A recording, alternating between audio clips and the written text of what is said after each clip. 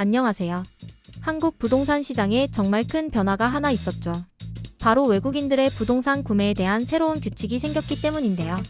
오늘 이 시간에는 이 새로운 규제가 도대체 무엇인지, 왜 생겼고, 또 시장에 어떤 파장을 일으키고 있는지 속 시원하게 알려드리겠습니다. 시작부터 숫자가 아주 강력하죠. 마이너스 38%. 이게 뭐냐면요. 새로운 규제가 시행되고 딱 2달 만에 수도권에서 외국인들이 부동산을 사들인 건수가 줄어든 비율입니다. 아니, 도대체 무슨 일이 있었길래 이렇게까지 뚝 떨어진 걸까요? 자, 그럼 이야기의 첫 장. 그러니까 정부는 도대체 왜 이런 강력한 카드를 꺼내들었을까? 그 배경부터 한번 차근차근 살펴보겠습니다. 와, 이 주황색 막대 그래프 좀 한번 보세요. 이게 바로 외국인들이 수도권에서 집을 사들인 건수인데 2022년부터 정말 무섭게 치솟고 있죠. 연평균 26% 이상 넘게 늘어났으니까요.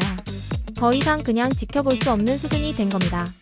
바로 이 가파른 증가세가 이번 정책 변화의 가장 큰 신호탄이었어요. 그런데 단순히 거래가 많아진 것만이 문제가 아니었습니다. 사람들 사이에서 이거 뭔가 불공평한 거 아니냐? 하는 목소리가 터져 나오기 시작한 거죠. 바로 역차별 논란입니다. 이게 이번 정책 변화의 진짜 도화선이 됐다고 볼 수 있습니다. 자, 상황이 이랬습니다. 2025년 6월 말에 정부가 우리 내국인들 대출은 꽉 조였거든요. 근데 외국인들은 주로 해외에서 돈을 가져오니까 이런 규제랑은 상관이 없었던 거예요. 그러니까 우리 입장에서는 아니, 우리는 대출 막혀서 집 사기 힘든데 저 사람들은 제약 없이 막 사들이네. 이런 생각이 들 수밖에 없었죠. 게다가 탈세나 불법 자금 같은 의심스러운 거래가 무려 290건이나 딱 걸리면서 여론에 기름을 부은 셈입니다. 자, 그럼 이런 상황에서 정부가 내놓은 해결책은 외국인 토지 거래 허가제라는 건데요. 이게 도대체 어떤 시스템인지 한번 속속들이 파헤쳐보죠. 핵심은 딱 하나. 미리 허가받아라. 이겁니다. 이제 정해진 구역에서 외국인이 집을 사려면요. 계약서에 사인하기 전에 무조건 관할 구청에 가서 허가를 받아야 해요. 이게 그냥 서류 하나 더 내는 수준이 아니고요. 허가 없으면 그 계약 자체가 아예 그냥 무효가 돼 버리는 정말 막강한 조치인 거죠. 와, 근데 이 제도가 적용되는 범위가 생각보다 어마어마합니다. 보세요. 서울은 25개구 전체고요. 경기도 주요 도시들 인천까지. 이거 뭐 사실상 외국인들이 많이 찾던 수도권 핵심 지역은 모두 다 묶였다고 봐야죠. 절차도 엄청 까다로워졌어요. 계약 전에 허가 신청하고 이 돈 어디서 났냐? 자금 출처도 다 증명해야 하고요. 근데 진짜 중요한 건 이겁니다. 집 사고 4개월 안에 들어가서 살아야 하고 그걸 최소 2년은 유지해야 한다는 실거주 의무. 이게 딱 생긴 거예요. 이게 무슨 뜻이겠어요? 전세 끼고 집만 사두는 갭 투자 같은 건 이제 아예 못하게 막아버리겠다는 거죠. 그럼 모든 부동산이 다 해당될까요? 아, 그건 아니에요. 아파트나 단독주택, 빌라 같은 주거용 건물들은 거의 다 포함되는데 상업시설로 분류되는 오피스텔은 이번엔 빠졌습니다.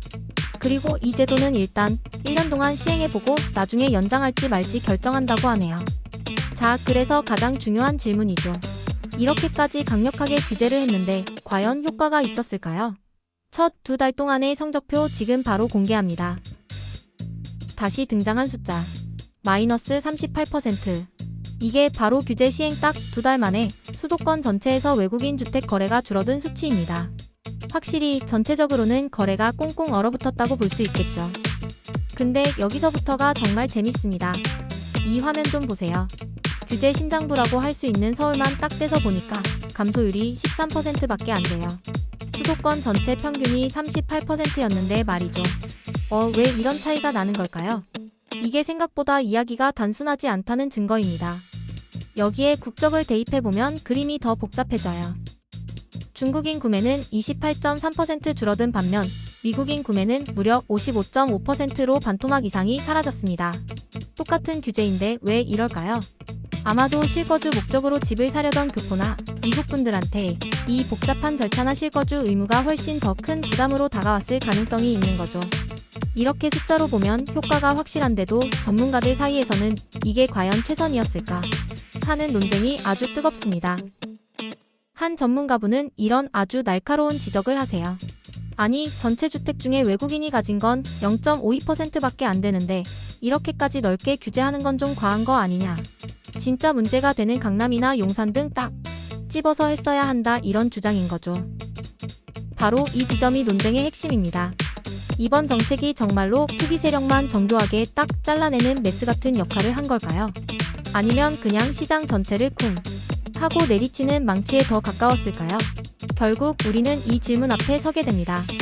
이 새로운 규칙들이 정말 우리 내국인들을 위해 집값을 안정시키는 좋은 약이 될까요? 아니면 그저 풍선 효과처럼 외국인 규제가 없는 또 다른 곳으로 밀어내는 결과만 낳게 될까요? 그 정답은 앞으로 시장이 우리에게 직접 보여주겠죠.